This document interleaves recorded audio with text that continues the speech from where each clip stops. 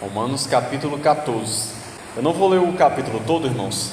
A gente vai lendo e explicando. Então, Romanos 14 diz assim a palavra de Deus. Eu vou ler aqui os primeiros versículos. Acolhei ao que é débil na fé. Em outras traduções tem aquele que é fraco na fé.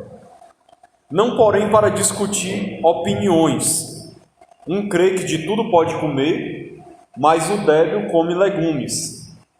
Quem come, não despreze o que não come, e o que não come, não julgue o que come, porque Deus o acolheu. Irmãos, esse capítulo 14 e a metade do capítulo 15 trata de um problema que estava havendo ali na igreja de Roma e que estava afetando a comunhão dos irmãos, a unidade da igreja, o relacionamento entre as pessoas.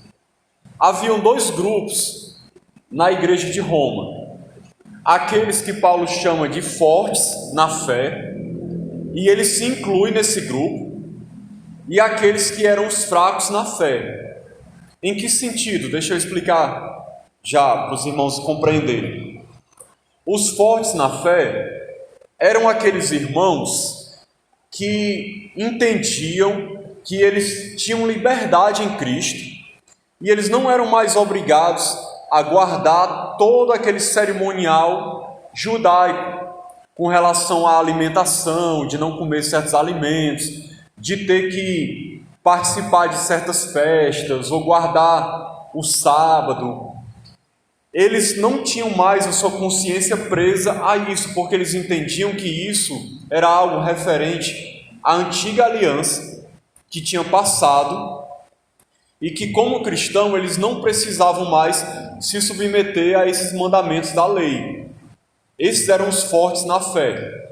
Eles tinham essa consciência dessa liberdade em Cristo. Mas haviam outras pessoas que Paulo chama de fracos na fé, que eram aqueles irmãos, e muitos deles, se não todos praticamente, judeus, eles tinham um problema sério. Eles eram cristãos, mas eles achavam que comer certos alimentos era errado, que eles tinham que continuar guardando as festas judaicas, que eles tinham que guardar o sábado, seguir toda aquela dieta alimentar do judeu. Então eles queriam seguir isso. E aí estava tendo esse problema na igreja, porque havia um conflito entre esses dois grupos. Enquanto os fortes desprezavam os fracos, como Paulo diz aqui, ele diz para não desprezar, e o outro ele diz para não julgar, porque os fortes estavam desprezando os fracos. Eu creio que dizendo talvez coisas do tipo assim: você é um legalista, ainda vive escravo da lei, não entendeu ainda a graça, vive aí aprisionado, é um imaturo, uma pessoa que não tem espiritualidade. E eles se ensoberbeciam e tratavam com desprezo aqueles irmãos mais fracos, que não tinham o mesmo entendimento que eles. E os outros fracos na fé ficavam julgando os fortes. Como os irmãos que eram chamados de fortes, tinham a consciência já de liberdade em Cristo, então provavelmente aqueles que eram fracos na fé, que seguiam aquelas regras judaicas, ficavam julgando eles, dizendo coisas do tipo assim: vocês são uns libertinos, vocês não têm temor a Deus, vocês estão vivendo no pecado, não tem respeito com a lei, não tem respeito com o que Moisés ensinou, com a lei de Deus, vocês vivem no pecado, não tem temor, respeito a Deus, vocês não são espirituais, são uns libertinos, não estão nem aí para a lei, coisas do tipo, julgando os irmãos. E isso estava trazendo um problema muito sério, irmãos. E aí Paulo tira 1,5 capítulo da Epístola dos Romanos para poder tratar dessa questão. E a primeira coisa que ele começa falando é o quê? acolhei. Ele fala, acolhei ao que é débil na fé, não para discutir opiniões. E mais na frente ele fala aqui, no versículo 3, porque Deus o acolheu, falando daquele que é forte na fé. Em outras palavras, todos os dois grupos foram acolhidos por Deus. É a primeira coisa que a gente tem que entender. Os dois grupos eram crentes, eram servos de Deus. Não havia um que era descrente e o outro era crente. Um que realmente servia a Deus e o outro que não servia. Os dois grupos eram grupos de crentes, de servos de Deus. E Deus tinha acolhido os dois grupos e queria que eles se acolhessem mutuamente. O que significa isso? Que eles os recebessem na comunhão, tivessem unidade, comunhão com eles, e não ficasse acontecendo como acontecia, de um ficar julgando o outro e um desprezando o outro por causa dessas questões judaicas. Tinha que haver aquela comunhão, aquele acolhimento. A unidade da igreja, irmãos, estava sendo prejudicada, porque as pessoas estavam divididas por causa de questões secundárias, que não eram as coisas mais importantes, eram coisas secundárias, não eram coisas essenciais da fé. É uma coisa que a gente precisa entender com relação a esse capítulo aqui, que Paulo está tratando aqui de um problema com relação a coisas que não são essenciais, que a gente pode ter uma opinião diferente e a gente precisa aceitar um ao outro, porque é a consciência de cada um com relação a coisas secundárias que não tem relevância com relação à salvação, com relação à fé, coisas nas quais as pessoas podem ter opiniões diferentes. Então tem que haver aceitação. Não era isso que estava havendo. Então é importante a gente entender que não era um problema com relação a coisas essenciais da fé. Tipo assim, não eram opiniões diferentes com relação a se Jesus é o Salvador ou não, se a Bíblia é a palavra de Deus, se Cristo morreu e ressuscitou, se Jesus vai voltar. Não eram questões assim essenciais, eram coisas secundárias. E a igreja estava dividida por causa disso. E é muito importante a gente estudar isso, irmãos, porque durante toda a história da igreja e até hoje, existem muitos irmãos e igrejas que andam divididos por causa dessas coisas secundárias, por causa de usos e costumes, coisas relacionadas à comida, relacionada à roupa, à maneira de se cultuar, a certas tradições e costumes. Isso tem dividido muitas igrejas, muitas pessoas, causado muitos transtornos durante toda a história e até hoje é assim. Então a gente vai aprender aqui como agir com relação ao irmão nessas situações. É sobre isso que Paulo está ensinando. Então a primeira coisa que ele falou foi para acolher um ao outro. Tanto acolher o que é fraco, como o que é fraco, entender que Deus acolheu o que é forte e o acolher também. E não um ficar desprezando o outro e o outro julgando o outro grupo. Porque era isso que estava acontecendo. Era isso que estava acontecendo. Vamos lá, continuando o texto. Versículo 4 ele diz: quem és tu que julgas o servo alheio? Para o seu próprio Senhor está em pé ou cai, mas estará em pé, porque o Senhor é poderoso para o suster. Uma das primeiras coisas que Paulo fala aqui: quem é você para julgar o servo alheio? Ou seja, aquele que é servo de Deus, assim como você é. Você não tem autoridade de julgar a vida dele. Nós não somos pessoas com autoridade para julgar. O julgamento com relação a essas questões, quem julga a vida da pessoa é Deus. Isso não quer dizer, irmãos, que nós não podemos julgar certas questões, por exemplo, questões de heresia, de comportamentos pecaminosos, que a igreja muitas vezes tem que se posicionar com relação a isso. Isso é exercer julgamento, de certa maneira. Mas não é esse tipo de julgamento que Paulo está falando aqui. Ele está falando da pessoa que fica julgando o outro por causa dessas coisas secundárias, como comida, etc. Só para você entender, o judeu, por que o judeu tinha muita dificuldade com relação à comida? O judeu tinha uma proibição na lei de Moisés dele não comer certos tipos de carne, porque eram animais impuros. E dependendo da maneira como o animal era morto, ele também não podia comer. O animal tinha que ser degolado e todo o sangue ser escorrido para a terra para poder ser comido. Ele não poderia comer um animal com sangue, ele não poderia comer um animal que morreu por doença ou que morreu de uma maneira sem tirar o sangue.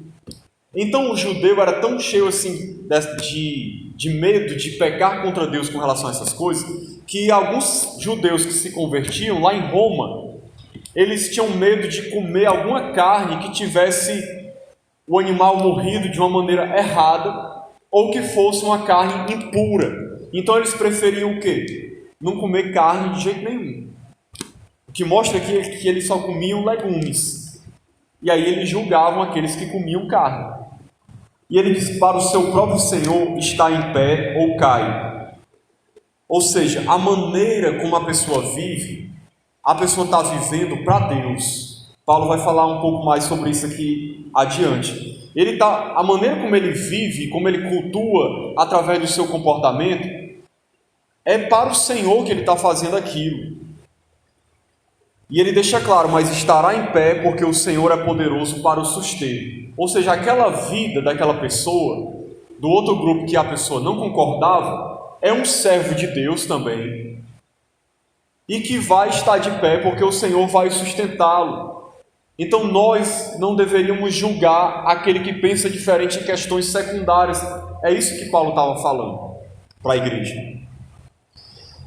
E aí ele começa a dar mais detalhes aqui no versículo 5. Faz diferença entre dia e dia, outro julga iguais todos os dias.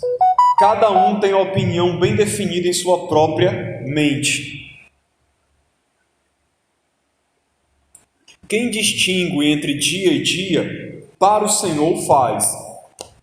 E quem come, para o Senhor come, porque dá graças a Deus. E quem não come, para o Senhor não come, e dá graças a Deus. Então, estava tendo esse problema aqui com relação a dias sagrados. Nós sabemos que o judeu, ele considerava o sábado como o dia do Senhor. Um dia a ser guardado, a ser vivido de maneira diferente. Então ele fazia diferenças entre dia e dia. É isso que Paulo está falando. Havia um grupo que fazia essa diferença. Era o grupo dos fracos na fé.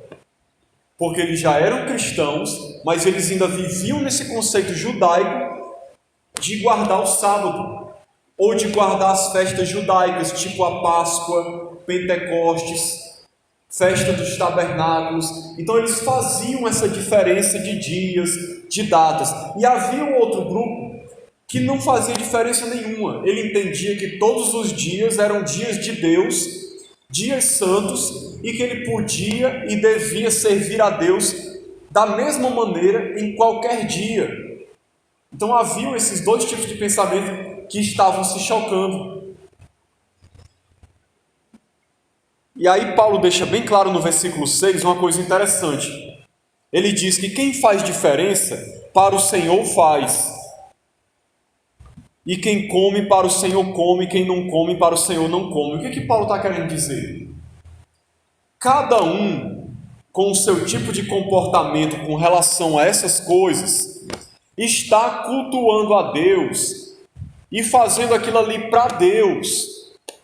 A sua consciência, na sua consciência, ele entende que ele está seguindo aquela regra para agradar a Deus. é uma maneira de cultuar ao Senhor. Então aquele que estava lá guardando o sábado, estava fazendo aquilo ali para agradar a Deus. O que não guardava, fazia aquilo ali porque ele entendia que era o certo para agradar a Deus também. O que não comia carne, entendia que aquilo era para agradar a Deus. O que comia, entendia que era para agradar, e o que não comia também entendia que era para agradar a Deus. Por que Paulo está falando isso? Porque ele está mostrando que a motivação dos dois grupos estava certa. A intenção do coração deles era a mesma. Paulo estava querendo que eles enxergassem que havia unidade no propósito do coração. No coração deles, os dois grupos estavam querendo agradar ao Senhor. Então era um motivo para que eles se unissem, para que eles entendessem que no final das contas, ambos os grupos estavam querendo agradar ao Senhor. E a verdade, irmãos, é que Deus se agradava dos dois grupos. Os dois eram servos de Deus. Deus entendia a consciência de cada um. Ele entendia que para um judeu, às vezes era complicado dele não guardar o sábado. Ele entendia que ele tinha que fazer aquilo, que ele tinha que se privar de certos alimentos, e Deus aceitava aquele culto. E o outro que não fazia isso, Deus aceitava do mesmo jeito. Então, resumindo aqui esse ponto, o que a gente aprende com isso aqui é o seguinte, irmãos. Nessas questões secundárias, não faz diferença para Deus isso. Certas questões de costumes, de usos e costumes, isso não vai definir a salvação de ninguém. Se você está fazendo aquilo ali porque você está com a intenção de agradar a Deus, a sua consciência diz que aquilo ali é o certo, faça, agrade a Deus. Se você acha que comer aquilo ali é pecado e você não come, então não coma. Agrade ao Senhor. Não havia problema nenhum nisso. Quando é que se tornava um problema? Aí a gente tem que entender isso. Quando é que se tornava um problema? Quando um grupo ficava se levantando contra o outro. Aí é que estava o problema. Quando um grupo ficava dizendo assim: olha, eu estou certo, você está errado. Eu sirvo a Deus, eu sou salvo, você está no inferno, você está pecando. Não, quem está certo sou eu, você que está condenado, você não serve a Deus não, é eu que estou certo no meu pensamento. Aí é o problema. O problema é quando acontece isso. Eu vou dar um exemplo aqui, por exemplo, a igreja adventista guarda o sábado. Isso aí não é pecado não. Se eles querem guardar o sábado e eles acham que estão fazendo isso para Deus, porque a consciência deles acusa eles, e eles se sentem mal se não guardar, não tem problema nenhum nisso. Era isso que estava acontecendo aqui. Quando é que isso se torna um problema? Quando eles fazem o que a igreja adventista faz, que é dizer que quem não guarda está no inferno, não é salvo, não é de Cristo, porque não guarda o sábado. Aí eles estão pecando. Quando eles dizem que só eles vão para o céu, só eles são a igreja de Cristo, porque eles guardam o sábado, e os outros que não guardam vão para o inferno. Aí isso é pecado. Deixa eu dar outros exemplos aqui para esclarecer, trazendo para a atualidade de hoje. Existem, nos dias de hoje, muitas complicações com relação a essas coisas. Eu vou dar alguns exemplos aqui para os irmãos entenderem melhor na realidade hoje. Existem muitas igrejas, muitos irmãos que têm diferenças a respeito de várias coisas secundárias. Tem, por exemplo, irmãos que acham que o irmão, homem, só tem que andar de calça comprida. Que se ele andar de calção, ele está pecando. E tem outros que acham que não tem problema nenhum. Tem crente que acha que se a mulher usar maquiagem, está pecando. Que se a mulher cortar o cabelo, nem que seja as pontas, está em pecado. Tem crente que acha que se o homem tiver um cabelo comprido, está em pecado. que se for para a praia, está em pecado, que se assistir televisão é pecado, que se jogar bola é pecado. Tudo isso é uso e costume, irmãos. É muito semelhante a essa situação aqui. São coisas que não faz diferença nenhuma se você faz ou deixa de fazer isso. Isso não afeta a salvação de ninguém. Isso é uma questão de consciência de cada um. Aqueles que são mais fracos na fé, que não entendem sua liberdade em Cristo, se prendem a certas coisas. Do tipo, não toque isso, não faça isso, não vista não sei o quê. Aqueles que têm mais liberdade não se prendem a essas coisas. Mas todos são servos de Deus. Agora, quando é que acontece o problema? Quando um grupo fica se levantando contra o outro. Ou os fortes desprezam os fracos, ou os fracos ficam julgando os fortes. Aí esse é o problema, porque é isso que acontece muitas vezes nas igrejas.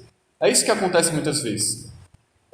E tudo isso, irmãos, é questão de uso e costume. Muitas dessas coisas são culturais, não afetam a salvação, a fé, a espiritualidade de ninguém. A gente precisa entender isso.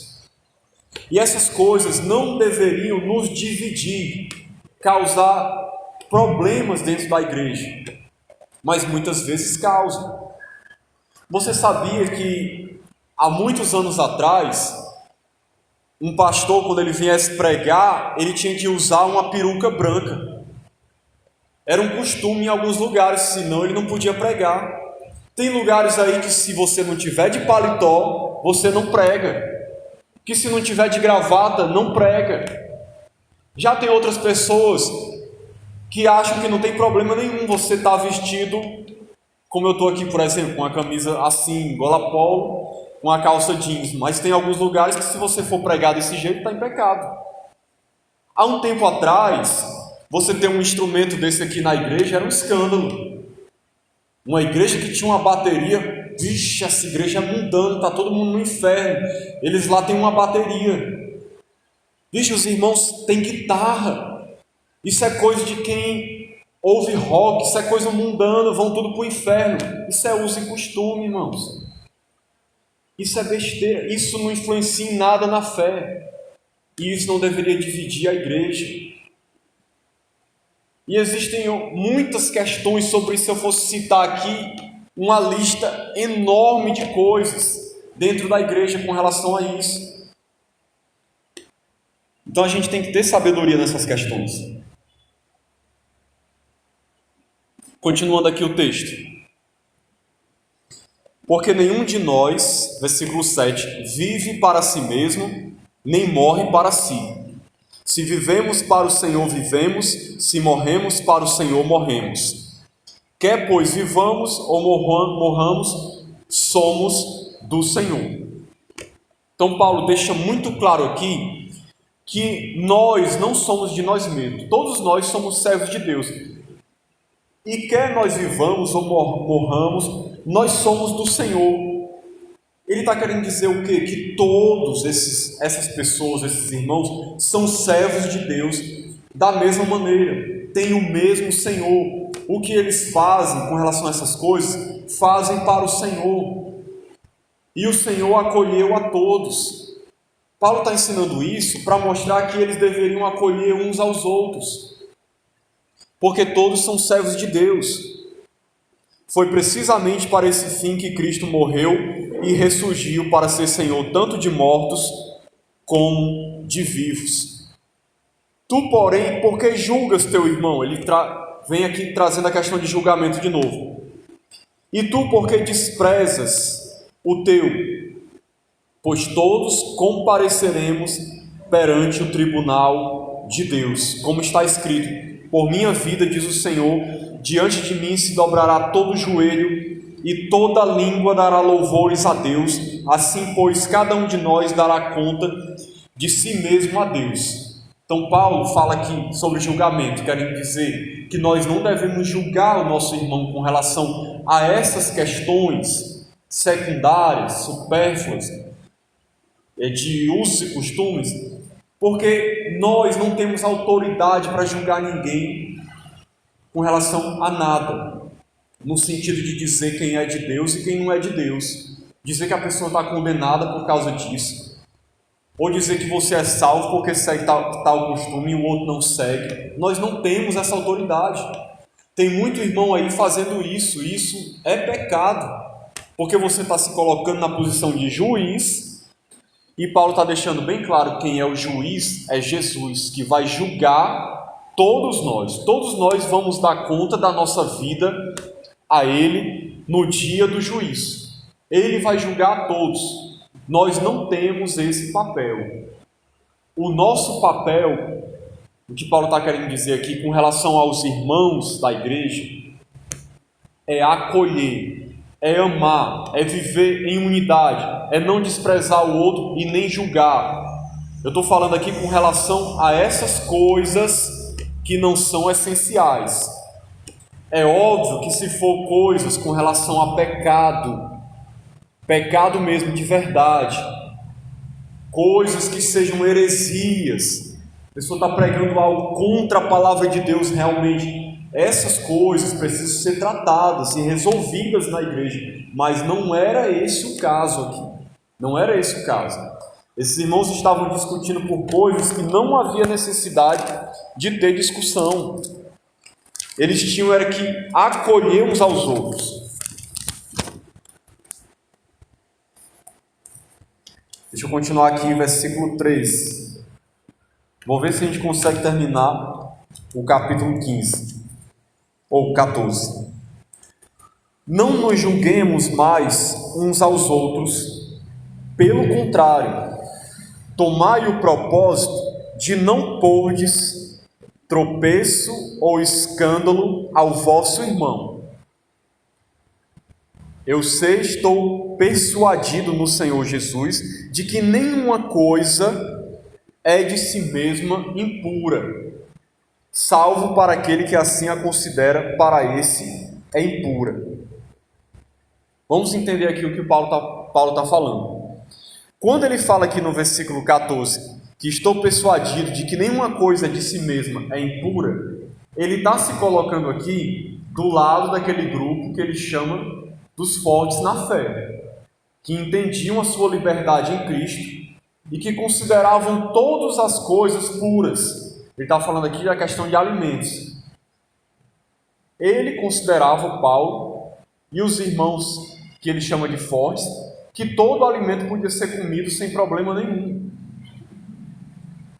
E ele estava falando a verdade, realmente a verdade é essa, nenhuma coisa de si mesma é impura, nenhum alimento é impuro. Ou seja, proibido de comer algo que vai entristecer a Deus se você comer, que vai te contaminar espiritualmente. O sentido é esse, de impureza. Mas olha o que ele diz: salvo para aquele que assim a considera, para esse é impura. Então, se a pessoa, na consciência dela, achar que certo alimento é impuro, então para essa pessoa esse alimento é impuro. É isso que ele está dizendo. Veja que interessante isso. Por exemplo, não é o caso, mas se eu achasse que comer carne de porco é uma atitude impura, é um alimento impuro, eu não deveria comer, senão eu estaria pecando. Então, para mim, aquele alimento é impuro. Se eu comer, eu estou indo contra a minha consciência e estou pecando contra Deus. É isso que Paulo vai falar aqui mais na frente também. Porque para mim aquilo ali é impuro. Agora, para aquele que não tem problema nenhum, está tudo tranquilo. Ainda hoje, irmãos, tem irmãos que se engancham com essas coisas. Tem gente que não come carne de porco, que acha que é pecado. Tem gente que não come galinha cabidela porque tem sangue e acha que é pecado. Ainda hoje existe isso.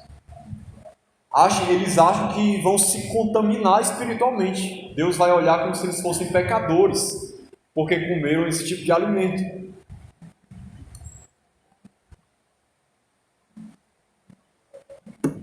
Agora atente para o que Paulo disse aqui no versículo 13. Tomai o propósito de não pôr tropeço ou escândalo ao vosso irmão. Isso aqui é uma coisa que a gente precisa atentar.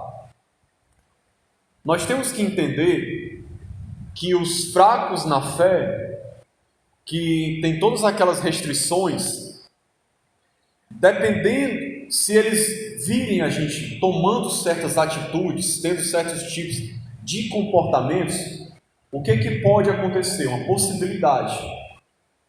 Essa pessoa pode vir a tropeçar, como ele disse aqui, ou se escandalizar por causa do meu comportamento e ela ser levada a pecar contra Deus, ir contra a sua consciência. Eu vou dar um exemplo.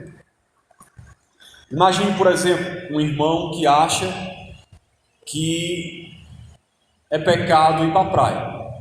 Ele acha que é pecado ir à praia, um crente nunca devia ir à praia.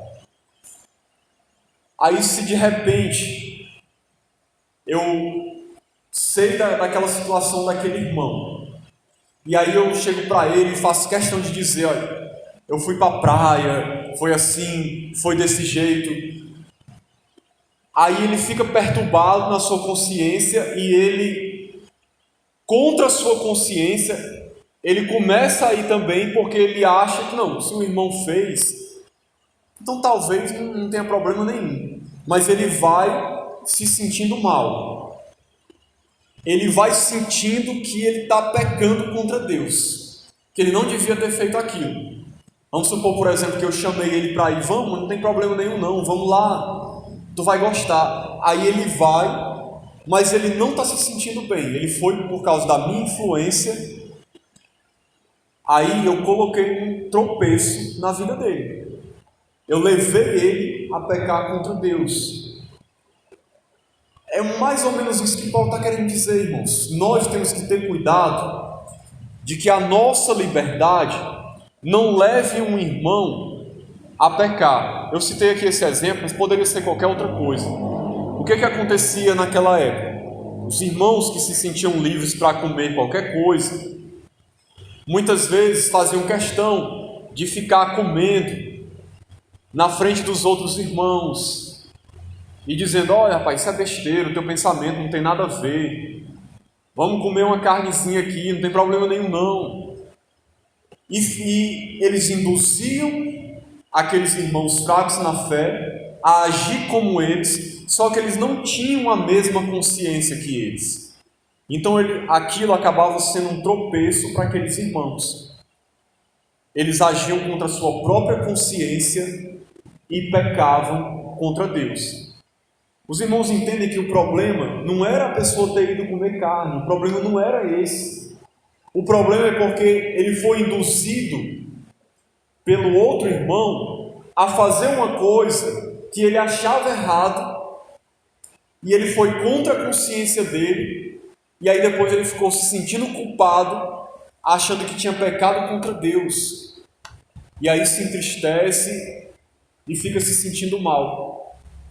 Isso é colocar tropeço ou escândalo ao irmão, é isso que Paulo está falando, que os irmãos deveriam evitar de acontecer, evitar de colocar os irmãos fracos nesse tipo de situação. Continuando, se por causa de comida o teu irmão se entristece, e se entristece por quê? Porque ele foi induzido, de certa maneira, a fazer algo contra a sua consciência, e ele ficou triste porque ele sentiu que pecou no coração dele. Então, se por causa da comida, deixa eu ver aqui, o teu irmão se entristece, já não andas segundo o amor fraternal. Por causa da tua comida, não faças perecer aquele a favor de quem Cristo morreu. O que Paulo está dizendo aqui é o seguinte, irmãos, nós temos que amar uns aos outros. Ele está falando aqui agora para os fortes. Se você é forte, na sua consciência você entende que aquilo ali não tem problema nenhum, mas tenha consideração e respeito com aquele que é fraco e não tem o mesmo entendimento que você, para que você não induza ele a ir contra a consciência dele, pecar contra Deus e se entristecer. Essa atitude não é uma atitude de amor. É isso que Paulo está querendo dizer. O amor fraternal é o que deve reger as nossas relações. Se eu conheço um irmão que ele é fraco na fé em certo sentido e é cheio de restrições, eu tenho que ter cuidado de não induzir ele de alguma maneira, pelo meu exemplo, pela minha vida, com alguma atitude minha, a ir contra a consciência dele para que ele não peque contra Deus. Porque se eu induzir ele a isso, eu vou estar levando ele a pecar. E eu vou estar pecando também, por estar influenciando ele a ir contra a sua própria consciência e pecar contra Deus. Então, esse é o problema, a falta de amor, a falta de consideração para com o que é mais fraco. Às vezes, irmãos, alguém pode pensar assim: por que eu vou ficar restringindo a minha liberdade em Cristo por causa de um irmão na igreja que é mais fraco na fé, que fica achando que uma coisa é pecado sem ser? Eu vou viver do jeito que eu quiser, vou fazer o que eu quiser, na frente de todo mundo, na frente dele. Não estou nem aí. Não estou nem aí se ele vai pecar, se ele vai ser induzido pelo meu comportamento a pecar, não me importa. Isso não é uma atitude de amor. É isso que Paulo estava falando. Se você pode evitar de constranger a pessoa a ter uma atitude contrária à consciência dela, evite. Porque tem irmãos que às vezes têm prazer de chocar, de bater de frente, de querer sempre mostrar que ele, não, isso aqui, eu creio na liberdade, eu não tenho problema nenhum com isso, eu não estou nem aí se você pensa diferente, de ficar sempre batendo de frente e confrontando aquele que é mais fraco. Tem muitos que não vão ser induzidos a pecar não, mas algumas pessoas, pode acontecer o que estava acontecendo aqui na igreja de Roma, serem induzidos a ir contra a sua consciência e acabar pecando contra Deus. Era isso que Paulo estava dizendo que não deveria acontecer. Então a gente tem que ter cuidado com essas coisas, irmãos.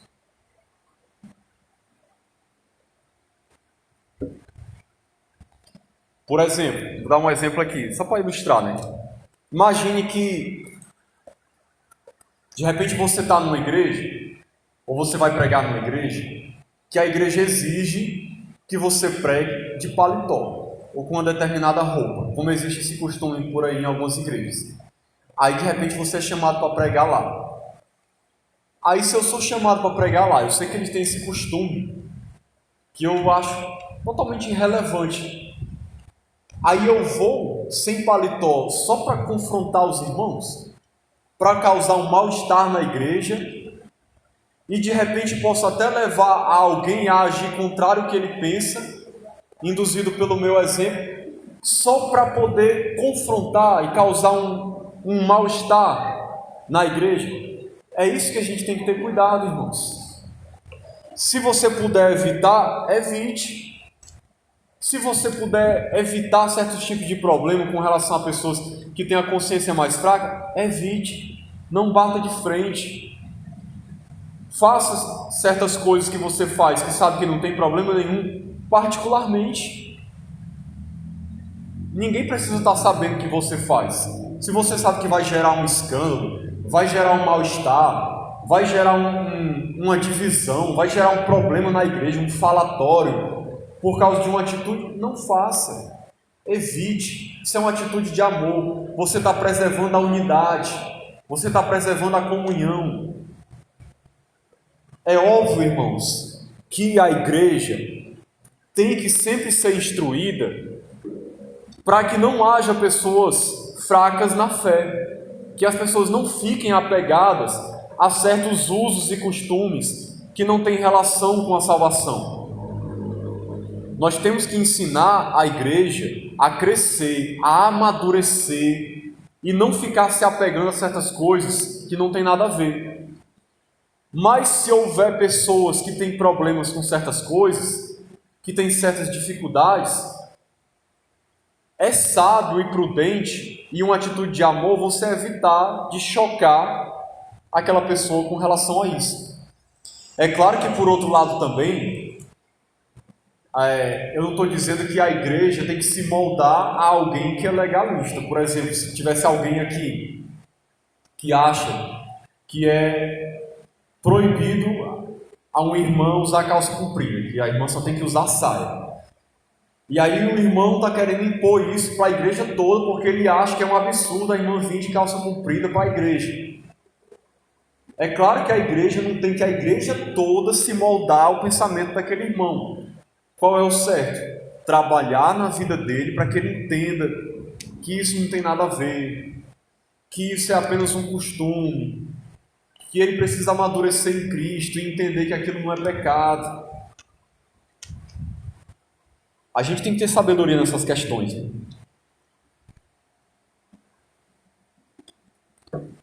Deixa eu continuar aqui, já terminando aqui. Porque o reino de Deus não é comida nem bebida, mas justiça e paz e alegria no Espírito Santo. Ou seja, as coisas mais importantes no reino de Deus é isso aqui: justiça, paz, alegria no Espírito. O reino de Deus não é comida nem bebida. Não é pelo que alguém come que se é definido como cristão. Aquele que deste modo serve a Cristo é agradável a Deus e aprovado pelos homens. Assim, pois, sigamos as coisas da paz e também as da edificação de uns para com os outros. Não destruas a obra de Deus por causa da comida. Todas as coisas, na verdade, são limpas. Mais uma vez ele fala, todas as coisas são limpas, mas é mal para o homem o comer com escândalo. O que ele está falando aqui mais uma vez? Não destrua a obra de Deus no meio da igreja por causa de comida. Porque mesmo que tudo seja puro, se alguém comer com escândalo, aquilo é mal. Então o que ele está dizendo? Se você puder evitar de comer certas coisas na frente dos irmãos fracos, não coma, é isso que Paulo está dizendo. Não vai destruir a obra de Deus na igreja por causa de comida. Meu filho, coma carne na sua casa. Basicamente é isso que ele está dizendo. Você não precisa ficar comendo na frente da igreja toda, se exibindo para todo mundo, dizendo: olha, eu como carne, eu sou livre em Cristo. Eu não tenho essa besteira de vocês não, que só querem comer cenoura, cebola, beterraba. Não tem problema nenhum. Eu como é carne. Induzindo o irmão fraco na fé, induzindo o pobrezinho a pecar. Quer comer carne? Coma na sua casa, privadamente, para evitar trazer esse problema, destruir a obra de Deus. É isso que Paulo está falando. A pessoa está destruindo a obra de Deus, ou seja, o que Deus está fazendo no meio da igreja, destruindo a unidade, a comunhão por causa de comida. E ele fala comida aqui, mas poderia ser qualquer outra coisa. Qualquer outro tipo de uso e costume que existe no meio hoje, né? É bom, olha o que ele fala aqui no 21, é bom não comer carne, nem beber vinho, nem fazer qualquer outra coisa com que o teu irmão venha a tropeçar, ou se ofender, ou se enfraquecer. Resumindo, o que Paulo está ensinando aqui é isso. Meu irmão, se você sabe que aquilo que você está fazendo vai levar o teu irmão a tropeçar, quando ele fala aqui de tropeço ou se escandalizar, não é simplesmente a pessoa não gostar ou ficar com raiva porque você fez aquilo. O escândalo que ele fala aqui é a sua atitude levar o irmão a agir contra a consciência dele, levar ele a fazer algo que ele não acredita que é certo por causa do seu exemplo. Aí você levou ele a tropeçar. Então o que Paulo está dizendo? Se você sabe que isso pode causar um tropeço, não faça. Não coma carne, não beba vinho, não faça qualquer outra coisa que você sabe que o teu irmão vai tropeçar por causa disso. É uma atitude de amor. Eu me privo da minha liberdade em Cristo, mesmo sabendo que aquilo não tem problema nenhum, para não levar o irmão a tropeçar e acabar com a unidade da igreja, com a comunhão. A fé que tens, tenha para ti mesmo perante Deus. Em outras palavras, ele está dizendo o quê? Meu irmão, se você tem essa fé de que pode fazer essas coisas, faça para Deus. Você não precisa estar fazendo isso diante do irmão, se exibindo para o irmão, para levar o irmão a pecar contra Deus. É isso que Paulo está falando. Bem-aventurado é aquele que não se condena naquilo que aprova, mas aquele que tem dúvidas é condenado se comer, porque o que faz não provém de fé, e tudo que não provém de fé é pecado. Para fechar aqui a questão, o que Paulo está ensinando é o seguinte: você é aprovado, você é bem-aventurado se você não se sente condenado na sua consciência naquilo que você aprova. Lembre-se que ele está falando de coisas que não são pecaminosas em si mesmas, questões de usos e costumes. Tem coisas que, independente de você achar que é pecado ou não, é pecado. Por exemplo, adulterar, se embriagar, se prostituir, mentir. Não é disso que Paulo está falando. Ele está falando de usos e costumes, como eu venho ensinando aos irmãos. Então, nessas coisas, se a sua consciência não te acusa, beleza, bem-aventurado é você. Agora, se você faz uma coisa na dúvida, aí isso é pecado. O grande problema é esse. Os fracos na fé estavam sendo induzidos a pecar pelo exemplo dos fortes, porque eles faziam uma coisa na dúvida. Eles não tinham certeza se aquilo ali era realmente aceitável por Deus. Mas aí, como eles viam o exemplo dos outros irmãos, eles pensavam: não, eu vou fazer, os outros estão fazendo também. Mas ele, no coração dele, ele tinha uma dúvida: será que realmente Deus está se agradando? Ah, mas os outros estão fazendo, eu vou fazer. Aí isso é pecado. Se você faz uma coisa na dúvida se é pecado ou não, você está pecando. Não sei se você sabia disso. Se você acha que aquilo ali não agrada a Deus, não faça. Se a sua consciência te acusa, não faça. Porque na dúvida, você está pecando. Por que está pecando? Porque você está fazendo uma coisa que você acha que pode ser que seja pecado, e mesmo assim você fez. Não porque você quer agradar a Deus, mas porque você está seguindo um exemplo de alguém, alguma coisa que você viu alguém fazer, e aí você quis fazer também. Aí isso é pecado, irmãos. Porque tudo que a gente faz, a maneira como a gente vive, nós temos que estar com nossa consciência tranquila de que eu não estou pecando naquilo ali. Agora, se eu acho que eu estou pecando, então eu não deveria fazer. É isso que Paulo está falando. Porque tudo que não provém de fé é pecado. Não provém de fé, provém de dúvida. Se a pessoa está na dúvida, então é pecado.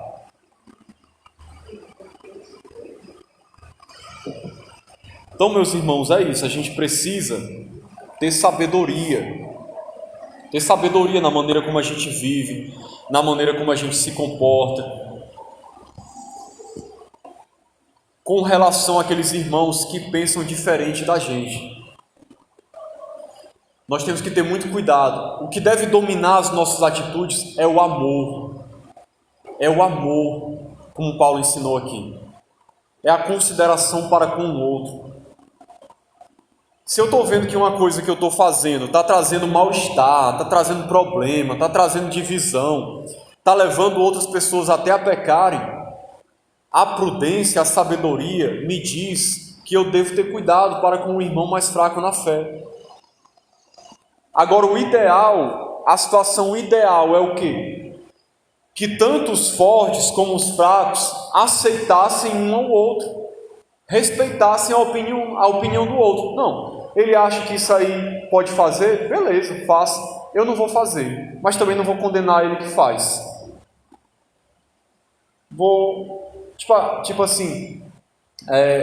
Eu acho que o irmão só devia andar de calça comprida.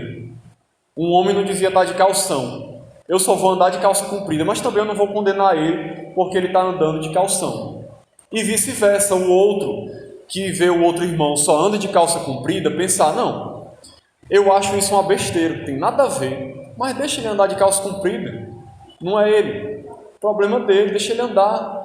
Eu não vou ficar desprezando o irmão, tratando ele mal, porque ele está querendo andar só de calça comprida. Eu ando com o meu calção e pronto. Isso deveria ser a atitude madura da igreja. E uma situação mais ideal ainda é aqueles que são fracos na fé, que têm essas restrições por causa de uso e costume, amadurecer, crescer e entender que tem certas coisas que não tem nada a ver, que é questão de cultura, de costume, que não influencia em nada, irmãos. Em nada. Eu poderia dar uma lista enorme de exemplos aqui. Se você tiver dúvidas sobre alguma coisa, me pergunte depois. Posso até falar particularmente com cada um. Mas às vezes a gente fica se enganchando com cada besteira que não tem nada a ver. O ideal era a gente entender que tem coisas que não são relevantes. Que são coisas que até mudam com o tempo e com a cultura. Você sabia, por exemplo, que tem países aí que os homens andam de saia. Na Escócia, eu não sei se os homens ainda fazem isso lá, mas faziam. Os homens andam de saia. Aí você vai chegar lá e dizer que os cristãos de lá estão em pecado porque estão de saia? Tem países aí que o homem usa o cabelo grande, até a cintura, é um costume. Aí você vai chegar lá e dizer, olha, um homem não anda de cabelo grande, isso é um absurdo. Mas às vezes a gente é cheio de escrúpulo com relação a essas coisas. Eu não estou dizendo que os irmãos da igreja devem fazer isso, mas eu tenho certeza que se viesse um pastor aqui com o cabelo na cintura pregar aqui na igreja, os irmãos chegariam a arregalar os olhos assim, fala meu Deus, que é isso? Isso é uma coisa só cultural, irmãos. Isso não tem relevância nenhuma com relação à salvação. Eu não estou dizendo que os irmãos da igreja têm que fazer isso, preste atenção. Até porque se alguém fizesse isso aqui, ia gerar um transtorno, uma confusão, que cai naquilo que eu falei antes. Se você sabe que vai causar um problema, não faça, meu irmão. Não faça. Se contenha. É isso que a gente tem que entender na igreja. Ter sabedoria e amor uns para com os outros. Então, irmãos, que Deus nos abençoe em nome de Jesus.